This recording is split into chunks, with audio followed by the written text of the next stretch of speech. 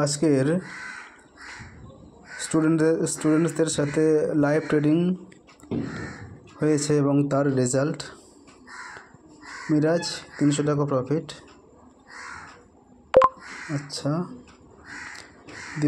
দীপঙ্কর মণ্ডল 2476 টাকা প্রফিট হয়েছে।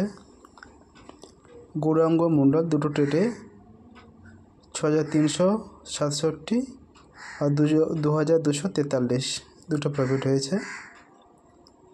আচ্ছা, বাসুদেব 985 টাকা প্রফিট করেছে আজ।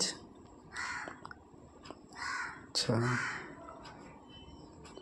এদিকে I am so very happy Hasibul. আচ্ছা, ভেরি গুড, 970 টাকা প্রফিট।